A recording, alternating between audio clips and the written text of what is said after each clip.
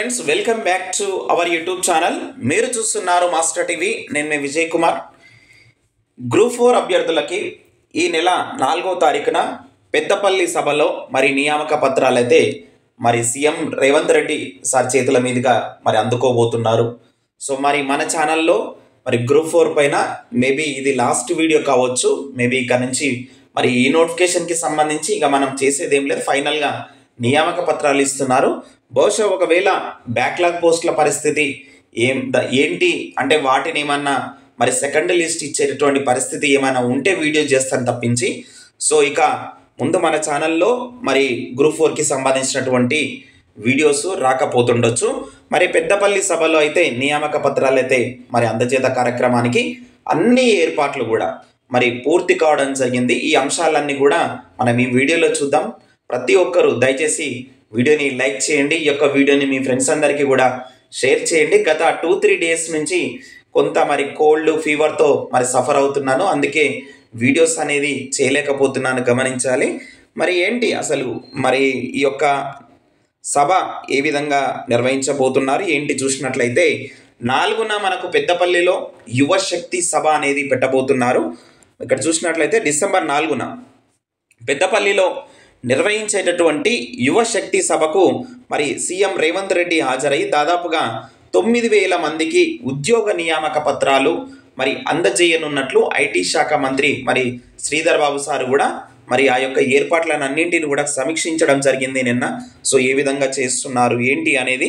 So రాష్ట్రంలో కాంగ్రెస్ సర్కారు ఏర్పడి ఏడాది పూర్తవుతున్నటువంటి సందర్భంగా నిర్వహిస్తున్నటువంటి ఈ సభలో ఇటీవల గ్రూప్ 4లో ఎంపికైనటువంటి 8,143 మందితో పాటు 442 సివిల్ అసిస్టెంట్ సర్జన్లు మరియు సింగరేణిలో ఉద్యోగాలు పొందినటువంటి వారికి కూడా ఇదే కార్యక్రమంలో మొత్తం కలుపుకొని 9,000 మందికి ఈ కార్యక్రమంలో నియామక పత్రాల అందజేత కార్యక్రమం అనేది ఉంటుంది అన్నట్లుగా ప్రభుత్వం తరపు నుంచి మనకు అఫీషియల్గా ఈ యొక్క సభకు సంబంధించి ఈ యొక్క పెద్దపల్లి సభకు సంబంధించి ఇక్కడ మీరు చూడవచ్చు minute to minute program details కూడా మొత్తం ఇక్కడ మనకు ఇవ్వడం జరిగింది. సో మనకు ఈ యొక్క సభ అనేది 4 డిసెంబర్ రోజున జరుగుతుంది. 4 PM అన్నట్లుగా మనకు పేర్కొనడం జరిగింది. అయితే ఇక్కడ చూసినట్లయితే మనకు వెన్యూ ఎక్కడ అంటే కనుక Rangampalli substation back side Peddapalli అన్నట్లుగా ఇక్కడ క్లియర్గా ఇవ్వడం జరిగింది మిత్రమా. సో ఇది దీనికి సంబంధించి కొంతమంది డౌట్స్ కూడా అడుగుతున్నారు. సార్ మాకు ఇంకా కూడా ఎలాంటి ఇన్ఫర్మేషన్ లేదు, ఏమన్నా మెసేజెస్ కాల్స్ ఇవన్నీ వస్తాయా అని చెప్పేసి అడుగుతున్నారు. చూడండి, మిమ్మల్ని తీసుకుపోకుండా వాళ్ళు నియామక పత్రాలు ఇచ్చేది ఎవరికి చెప్పండి. కాబట్టి ప్రతి జిల్లా నుంచి బస్సుల యొక్క ఏర్పాటు అనేది చేస్తున్నారు. మీకు ఇంటిమేషన్ అనేది ఇస్తారు వాళ్ళు ఖచ్చితంగా. అంటే పలానా నల్గొండ జిల్లా వాళ్ళు ఎక్కడికి వచ్చి బస్సు ఎక్కాలి, పెద్దపల్లికి వెళ్ళేటటువంటి గ్రూప్ 4 అభ్యర్థులు సెలెక్ట్ అయిన వాళ్ళు హైదరాబాద్ నుంచి ఎక్కడ ఎక్కడికి రావాలి ఏంటి అనేటటువంటి ఇన్ఫర్మేషన్ మీకు ఇస్తారు. అక్కడ బస్సులు రెడీగా ఉంటాయి. మీరు డైరెక్ట్గా వెళ్ళినా పర్లేదు. ఇక్కడ మీకు చూపిస్తున్నాను. సో పెద్దపల్లికి సంబంధించి ఇక్కడ ప్రోగ్రామ్ ఎక్కడ జరుగుతుందో కూడా చూపిస్తున్నాను. కాబట్టి మీరు ఆల్రెడీ డిపార్ట్మెంటల్ ఎవరైతే వెరిఫికేషన్ కంప్లీట్ అయిపోయిందో సెలెక్ట్ అయినటువంటి క్యాండిడేట్స్ ఎవరైతే ఉన్నారో డైరెక్ట్గా వెళ్ళినా నో ప్రాబ్లం. కానీ వాళ్ళు పెట్టినటువంటి బస్సులో వెళ్ళండి, కొంత మీకు అవేర్నెస్ ఉంటుంది. సో మీ తోటి గ్రూప్ 4 ఆ ఎంపికైనటువంటి అభ్యర్థులతోని మీకున్నటువంటి డౌట్స్ కూడా నివృత్తి చేసుకునేటటువంటి అవకాశం అయితే ఉంటుంది. కాబట్టి ఇక్కడ గమనించాలి. ఇక బ్యాక్లాగ్ పోస్టుల గురించి మాట్లాడదామండి ఒక 2 నిమిషాలు. ఎందుకు చెప్తున్నానంటే ఇక్కడ ఎలాగో రేపు 4వ తారీఖున జరగబోయేటటువంటి సభకి చాలామంది రారు. వీళ్ళు ఆల్రెడీ వేరే ఉద్యోగాలు ప్రభుత్వ ఉద్యోగాలకు సెలెక్ట్ అయ్యారు, అందులో జాబ్ చేస్తున్నారు.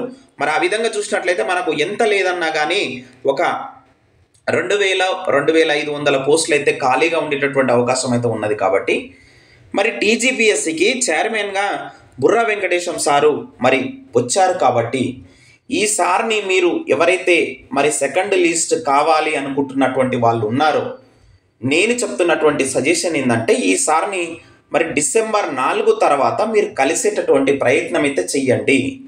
ఎందుకు చెప్తున్నానంటే కనుక సో మనకు అందరూ ఒకలాగా ఉంటారు కదా. ఈ chairman sir Burra Venkatesham sir maybe వింటూ ఉండొచ్చు. సో దానికి సానుకూలంగా మరి ఏమన్నా ఇచ్చేటటువంటి ప్రయత్నం కూడా చేస్తుండొచ్చు. అటు ప్రభుత్వానికి ఒక నివేదిక ఇస్తుండొచ్చు. మనము ఈ బ్యాక్లాగ్ పోస్టులని సెకండ్ లిస్ట్ ఇచ్చి డౌన్ మెరిట్లో ఉన్నటువంటి గ్రూప్ 4 అభ్యర్థులతో భర్తీ చేద్దామని చెప్పేసి ప్రభుత్వానికి మరి నచ్చజెప్పేటటువంటి కార్యక్రమం కూడా చేస్తుండొచ్చు. మనకు తెలియదు కాబట్టి మరి ఖచ్చితంగా మనం అడిగే ప్రయత్నం చేయాలి.